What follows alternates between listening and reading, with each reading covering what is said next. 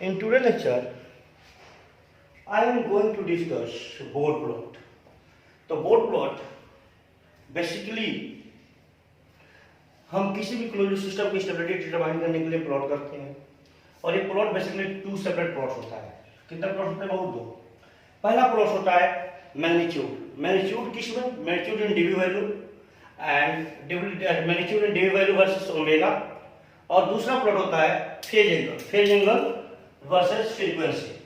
तो ये बोला है it consist of two separate plots. One is the plot of the magnitude in dV value of sinusoidal transfer function, and other is a plot of the phase angle.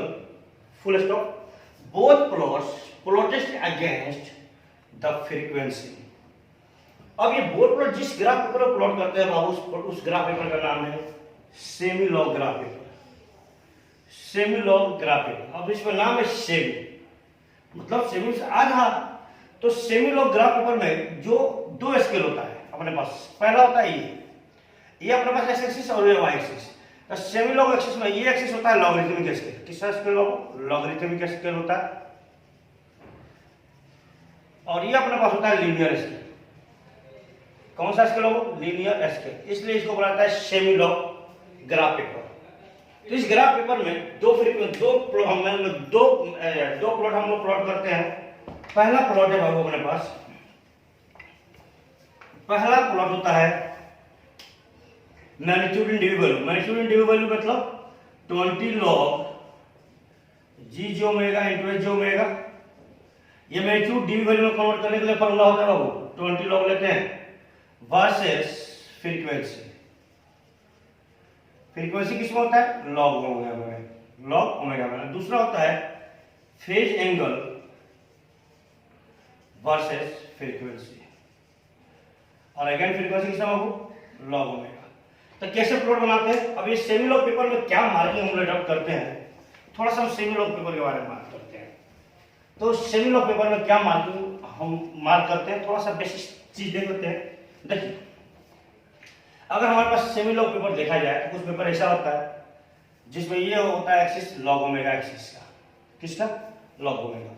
अब इसमें ये zero नहीं हो सकता, क्योंकि जीरो तो log omega zero define नहीं होता।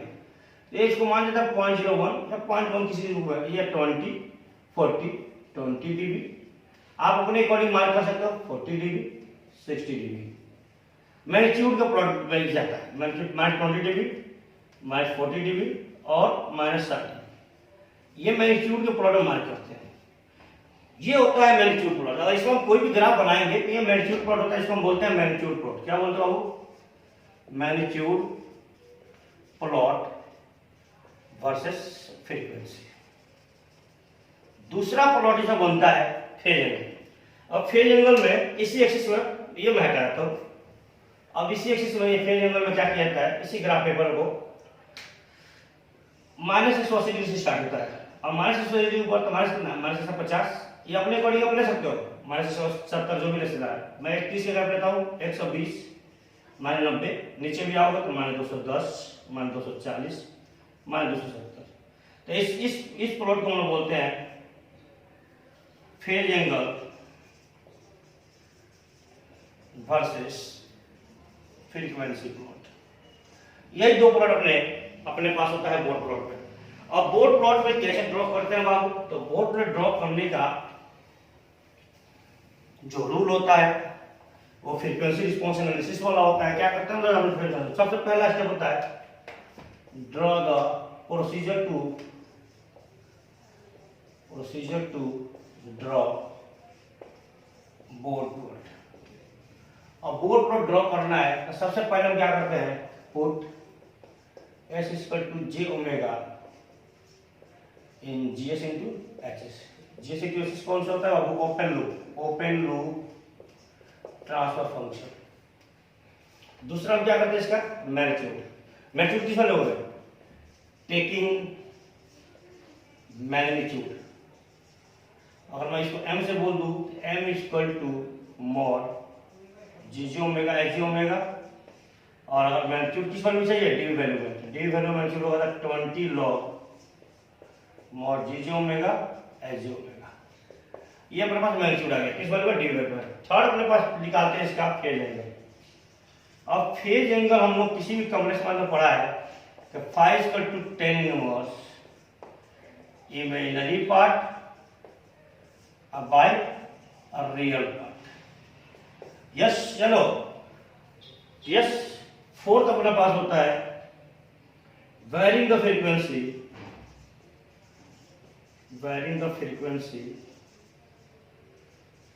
from minimum value to maximum value and draw the magnitude and phase angle। ऐसे प्लॉट को हम लोग बोलते हैं बाबू बोर्ड प्लॉट। क्या बोलते हैं बाबू, board plot.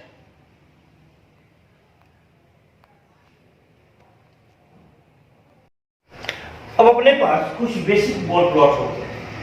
Basic board plot मतलब बाबू क्या है कि कुछ बेसिक बोर्ड प्लॉट बनाना है हमको। अगर जीएसएस कुछ ऐसा दिया होता है, क्या कर देता है, तो पहले बनाते हैं, फिर कंबाइन करके ये क्वेश्चन में देता है। कैसे देता है, तो बेसिक बोर्ड प्लॉट्स। सबसे पहला होता है कांस्टेंट टर्म्स, जिसको आप के लिखते हो, मतलब कहने का मतलब जीएसएचएस इसको के दिया हुआ, इसका बोर्ड प्लॉट बनाना हो। दूसरा होता है अपने पास इंटीग्रेटर टर्म्स। अब इंटीग्रेटेड टर्म्स का मतलब क्या है बाबू, जीएचएस इक्वल टू 1/s और 1/s का पावर है। थर्ड है अपने पास डिफरेंशिएटर टर्म्स। ये अपने पास कुछ ऐसा होगा, जीएचएस इक्वल टू s और s का पावर n। फोर्थ है अपने पास first order terms in denominator, that is GHS is equal to 1/1 plus s और 1/1 plus s t बोल देते हैं, st का पावर n। दोनों में कोई हो सकता है। फोर्थ हो गया। फिफ्थ अपने पास होता है बाबू first order terms in numerator, that is gh into hs is equal to 1 plus st और 1 plus st का पावर n। देखो ये हमेशा पोल देता है और ये हमेशा 0 देता है। तो न्यूमरेटर की बात कर रहे हो। फिफ्थ अपने 6 होता है क्वाड्रेटिक टर्म्स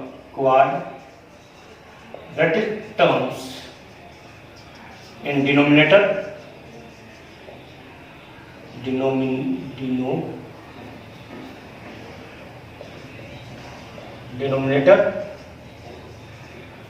कहने का मतलब हो GS into H S equal to, ऐसा हम लोग किया था 1/1 plus 2 zeta J omega by omega n अब plus omega by omega N का क्या होल स्क्वायर, ऐसा किया है। और 7 होता है क्वाड्रेटिक टर्म्स इन न्यूमरेटर। ये कुछ अपने पास बेसिक बोर्ड प्लॉट होते हैं।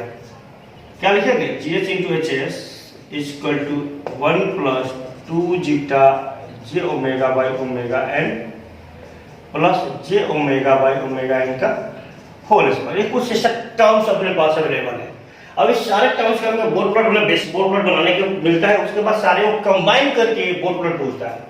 तो बेसिकली बीटेक में 10 नंबर का एक क्वेश्चन बनता है और यहाँ से जो कंपटीशन में क्वेश्चन ड्राइव होता है, चाहे वो गेट का क्वेश्चन हो चाहे वो जे का क्वेश्चन हो, वो बेसिकली इनवर्स बोर्ड प्लॉट से ड्राइव ज्यादा होता है। तो इनवर्स बोर्ड प्लॉट हम जब चाहिए तो वहां बताएंगे, फिलहाल तो हम यहाँ समझते हैं। तो हम सबसे पहला बोर्ड प्लॉट करते हैं इस क्वेश्चन टर्म्स का। अब हम मानते हैं कि हमारे पास एक क्वेश्चन टर्म्स है, उसका बोर्ड प्लॉट निकालना है। क्या निकालना है बाबू, बोर्ड प्लॉट। अब कोई क्वेश्चन टर्म्स का बोर्ड प्लॉट हमें बनानी है तो कैसे बनेगा, कोई क्वेश्चन टर्म्स हो और उसका बोर्ड प्लॉट बनाना है, सपोज मानते तो put S equal to J omega, तो जी जे ओमेगा इंटू जे ओमेगा क्या मिलेगा, वो अपने पास के मिलेगा। अब इसे क्या लेंगे, टेकिंग मैग्नीट्यूड एंड फेज ये लेते हैं हम लोग। तो magnitude m equal to magnitude G J omega H J omega equal to क्या मिलेगा के, और मैग्नीट्यूड किस बनेंगे डीवी वैल्यू में, तो ये मिलेगा 20 log के। यस, ये मैग्नीट्यूड मिला। अब इस मैग्नीट्यूड को अगर मैं बोलूं कि ये हमारे पास एक y equal to mx plus c का हमारे पास एक स्टेटमेंट इक्वेशन है, तो यहाँ पे m क्या होता है वो स्लोप। तो हम लोग कुछ इसको ऐसा बनाते हैं, कैसे बनाते हैं, x इसको ये x एक्सिस होता है और ये y एक्सिस होता है। x को वैल्यू करते हैं, मान लो x इक्वल टू 0, तो कितना आएगा c, यानी y का वैल्यू s। ये कुछ ग्राफ ऐसा प्लॉट होता है कि नहीं, बोलो कुछ ऐसा प्लॉट होता है। अब ये ग्राफ प्लॉट हुआ है तो इसमें ये स्लोप होता है, ये वेरिएबल होता है जो x एक्सिस पे जाता है, ये क्वेश्चन टर्म है। तो ठीक इसी तरह ये ग्राफ है। अगर मैं इसको बोलूं कि ये y है, ये mx प्लस c है, तो देखो ध्यान से, अगर मैं इसका प्लॉट बनाऊं log omega versus magnitude in DV में, तो ध्यान से देखो। अब log ओमेगा यहाँ पर कहीं अवेलेबल है, नहीं अवेलेबल है, तो मैं इसको ऐसे लिख सकता हूँ क्या, 0 इंटू लॉग ओमेगा आप प्लस 20 log के लिख सकता हूँ क्या। तो इसका स्लोप कितना हो गया 0। इस लाइन में अगर मैं देखो ये x एक्सिस हो गया, x के साथ जो है वो तो स्लोप हो गया ना, तो इसका स्लोप कितना होगा 0 डिग्री। 0 डिग्री स्लोप हो गया, तो इसका मतलब है कि लाइन क्या होगा, एक क्वेश्चन लाइन। ये क्वेश्चन लाइन होगा नहीं होगा, तो ये लाइन की वैल्यू कितना होगा 20 log के। तो this is a magnitude plot for question terms. दूसरा प्लॉट अपना क्या बनेगा, एंगल का। अब इसका एंगल अगर निकाला जाए तो phi equal to angle of G J omega H J omega equal to क्या मिलेगा 0। अब 0 डिग्री का एंगल मिलेगा, इस एंगल कहां चला जाएगा, 0 डिग्री पर मार्क कर देंगे, वैसे छोड़ देंगे। नेक्स्ट टर्म अपने पास क्या है बाबू, नेक्स्ट टर्म्स है अपने पास इंटीग्रेटिंग टर्म्स, इंटीग्रेटेड टर्म्स या इंटीग्रेटिंग टर्म्स। तो इंटीग्रेटिंग टर्म्स लेते हैं। दूसरा GS H S equal to 1 by S का पावर एन लेते हैं, जो एस इसमें आ जाएगा। Put S equal to J omega, तो G J omega into A J omega इसको कितना मिलेगा, 1 बाई जे ओमेगा का पावर एन मिलेगा। अब इसका मैग्नीट्यूड लो, तो मैग्नीट्यूड कितना मिलेगा, m equal to 1 by omega power N. m किसमें चाहिए, डिग्री वैल्यू में, तो कितना मिलेगा 20 log 1 by omega N. Yes, अब ये ऊपर जाएगा तो क्या लिखोगे 20 log omega power minus N. अब देखो अपने पास ये जानते हैं 20 log x की पावर स्क्वायर होता है, 2 कहाँ चला जाता है बाहर, तो 2 इधर आ जाएगा ये n, तो m इंटू डीवी वैल्यू में ये n बाहर आएगा, तो -20 इंटू n log ओमेगा मिला। अब ध्यान से देखो, तो ये भी अपने पास एक्सिस है, y equal to mx plus c, mx यहाँ पे वेयर अगर मैं कंपेयर करूं तो y इक्वल टू क्या है, m डीवी वैल्यू में है, m इक्वल टू क्या है, m बोले तो स्लोप, स्लोप क्या है बाबू -20 एंड डीवी पर डिकेड बोलते हैं। अब डिकेड वर्ड क्या होता है आगे डिस्कस करूंगा, थोड़ा सा अपने आप को पेशेंस रखिए। थर्ड अपने पास है x, x इक्वल टू यहाँ पर क्या है log ओमेगा। अब इसका अगर ग्राफ बनाया जाए मैग्नीट्यूड और डीवी वैल्यू का, ध्यान से सुनना। तो ये अपने पास, अगर ये अपने पास एक्सिस है और ये अपने log ओमेगा एक्सिस है, तो देखो ये 20, ये 40, ये 60 डिग्री, 40 डिग्री, 20 डिग्री, और यहां पे हम कहीं 1 मार्क कर देते हैं। क्यों 1 मार्क किए, क्योंकि 20 log 10 सॉरी log 10 कितना होता है वो, तो डिकेड के मतलब 10 होता है, आगे हम बताएंगे कैसे होता है। अब इस देखो, अब यहाँ पे दूसरा पॉइंट अगर हम इसे एंगल निकाले, इसका एंगल कितना आएगा, मैग्नीट्यूड तो आपने निकाल दिया, एंड एंगल कितना आएगा इसका, angle phi equal to G J omega, J omega देखो 1 बाई जी ओमेगा से माइनस 90 और कितना एन, तो minus 90 into N, minus 90 into N. अगर मैं बोलूं कि एन इक्वल टू 1, क्या बोलूं मैं, एन इक्वल टू 1, इसका मतलब है G S into H S equal to कितना, 1 बाई एस। 1 बाई एस अगर बात की जाए तो स्लोप देखो कितना बनेगा, स्लोप बनेगा n equal to 20 degree, slope आ जाएगा माइनस 20 डिग्री पर डिकेड, क्योंकि एन के वैल्यू यहाँ रख दो। और एंगल कितना आएगा बाबू, एंगल आ जाएगा N equal to minus 90 into 1, minus 90। अब इसका उलट अगर बनाया जाए तो देखो क्या स्लोप कितना है, माइनस 20 डिग्री। नेगेटिव स्लोप अगर y equal to M x, y equal to minus m x plus c बनाते हो तो कैसे स्लोप बनाते हो, कुछ ऐसा बनाते हो कि नहीं बनाते हो, तो ये भाई साहब कुछ ऐसा ही बनेंगे। देखिए ये हो गया एक्स एक्सिस लॉग ओमेगा का, और ये हो गया मैग्नीट्यूड इन डी वैल्यू का। तो अगर यहां से डॉटेड लाइन, ये लाइन यहां से पार करा दूंगा, ये n इक्वल टू 1 के लिए बोर्ड प्लॉट हो जाएगा। बोले तो कौन सा term, G S into H S equal to क्या होगा 1 बाई एस का। अगर अब n इक्वल टू 2 देता यहाँ तो 1 by S square, 1 by S square अगर रखता मैं, ये देखो एंगल बनता माइनस 180 डिग्री और स्लोप बनता माइनस 40 डिग्री। तो इस 40 डिग्री का लाइन से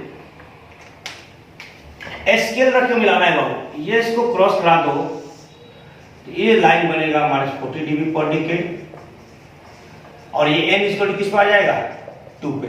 इस लाइन का स्लोप कितना है minus 20 degree per decade. Third है अगर n इक्वल टू 3 होता, n इक्वल टू 3 होता तो देखो तो ये क्या होता, 3 होता तो ये स्लोप कितना बनता माइनस 20 इंटू 3 माइनस 60 डिग्री, तो माइनस 60 डिग्री अगेन इस लाइन से 60 से मार करो और 1 से पार करो, तो इस लाइन का स्लोप कितना होगा माइनस 60 डिग्री पर डिकेड, और ये n की वैल्यू कितना हो जाएगा 3। मतलब है G S into H S equal to 1 by S cube, और यहाँ पर G S into H S मतलब है 1 बाई एस। अगर ऐसा फैक्टर हुआ तो इस एक लाइन केवल सिंगल लाइन, अगर जी एच एस होता था केवल ये लाइन बनाकर छोड़ देते, ये ब्लू वाला, अगर 1 बाई एस स्क्वायर होता तो ये वाला लाइन बनाकर छोड़ देते ब्लैक वाला, और अगर n 1 बाई एस क्यूब होता तो ये बनाकर छोड़ देंगे। ये तो हो गया मैग्नीट्यूड प्लॉट। लेकिन अब फेज प्लॉट कैसे बनेगा, तो फेज प्लॉट देखो क्या बनेगा। फेज प्लॉट में मैंने अभी बोला था कि ये अपने पास लॉग ओमेगा का एक्सिस, ये माइनस 180 डिग्री का लाइन, ये माइनस 150, ये माइनस 120 और ये माइनस 90, अगेन नीचे ये माइनस 210, ये माइनस 240 और ये माइनस 237। अगर अब मैं केवल 1 बाई एस वाला फैक्टर की बात करता, केवल 1 बाई एस वाला, तो देखो 1 बाई एस वाला के लिए जो ग्राफ होता तो केवल ये लाइन का ग्राफ होता मैग्नीट्यूड प्लॉट पे, और एंगल कितना आता n इक्वल टू 1 माइनस 90, तो माइनस 90 पे आप ले जाके एक सीधा लाइन खींच देंगे क्योंकि डिपेंडेंट हम क्या था। तो ये दोनों ग्राफ कौन सा ग्राफ, मैं इसको डॉट करता हूं पता चले,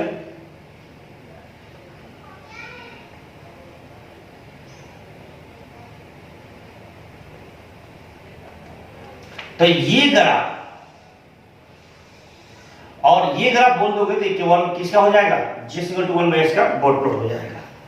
सेकेंड अपने पास है कि अगर n इक्वल टू 2 होता मतलब 1 बाई एस स्क्वायर होता, 1 बाई एस स्क्वायर में जो बोर्ड प्लॉट बना था देखो ये ब्लैक बना, अब मैं इसको मिटा देता हूँ, अब नहीं तो कंफ्यूजन बढ़ता जाएगा आपका, इसको मिटा देता हूँ। अब ये ब्लैक वाला जो लाइन है ध्यान से देखो ये 40 डिग्री, तो ये हो जाएगा इसका ग्राफ, और यहाँ एंगल कितना बनेगा 2 रखे ना तो 2 180 डिग्री, यानी ये ग्राफ बन जाता है। इसको हम डॉट कर देते हैं, ये हटा देंगे बस, ये दोनों जो लाइन है ये इसका ग्राफ होता। अगर n इक्वल टू 3 होता, अगर n इक्वल टू 3 होता तो इसको मिटा देते हैं, किसको, इसको। अब इसको मैं मिटा देता हूं और n इक्वल टू 3 को ग्राफ बताना मैग्नीट्यूड प्लॉट, तो इसका मैग्नीट्यूड प्लॉट ये बनता,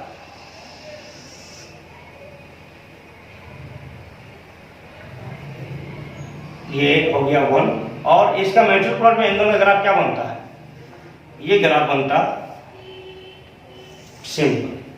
तो this is the 1 by S cube का ये बोर्ड प्लॉट होगा, किसका, G S into H S equal to 1 by S cube का ये बोर्ड प्लॉट हो जाएगा।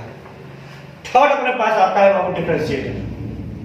क्या आता है डिफरेंशिएटर, डिफरेंशिएटर में क्या करते हैं हम लोग, डिफरेंशियल टर्म का अगर बोर्ड प्लॉट बनाना है तो GS into H S equal to S और एस का पावर है, हम एस का पावर एन बनाते हैं, बाद में उसको जनरलाइज कर देंगे।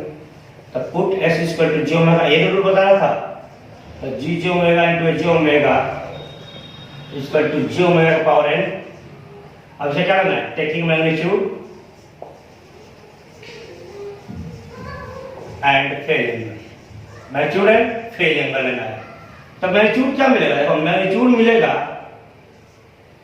मैग्नीट्यूड मिल जाएगा ये ओमेगा पावर एन। तो मैग्नीट्यूड में डी वैल्यू क्या मिलेगा, वो 20 log omega power N, 20 into N log omega. ठीक है, अब देखो अगेन इसको कंपेयर कर दूं मैं, तो ये y equal to M X हो जाएगा, यहाँ पे m इक्वल टू कितना है, स्लोप 20 इंटू एन है, दैट इज dB पर डिकेट, 20 प्लस 20 dB पर डिकेट। अब अगर इस एक्सिस को अगर मार्क करके बनाना होता, ध्यान सुनना मेरी बात को,